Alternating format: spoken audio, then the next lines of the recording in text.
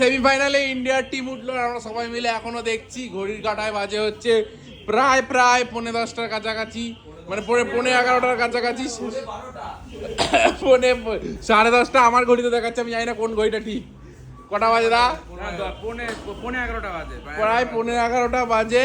আর এই যে সামজু স্যামসাং হচ্ছে পেয়ার করছে। তো আমরা এতক্ষণ ধরে দেখছিলাম, আর হিসাব অনেকক্ষণ আগে হয়ে গেছে। দোকানে আমরা ম্যাচ দেখার জন্য বসেছিলাম, আর এই যে আমাদের সব ছেলেপুলে আছে। আর যে সঞ্জু স্যামসাং যা খেললো, মাথা খারাপ। তো আবার দেখা, আবার আমরা ভাবছি যে আমি আর সৌরভ ভেবেছি যে হচ্ছে যদি ফাইনালে ওঠে তাহলে ক্যাফেতে আমরা হচ্ছে একটা টিভি লাগাবো, প্লে জোন, মানে খেলা দেখার জন্য একটা জোন তৈরি করবো।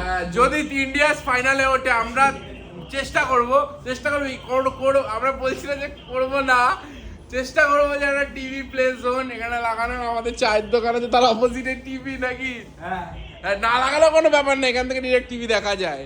তো যাই হোক, একটু পরে বাড়ি চলে যাবো, সব রেডি। আর আজ খুব খুশি যে ইন্ডিয়া সেমিফাইনালে উঠলো। এবার দেখা যাক ফাইনালে ওঠে কিনা।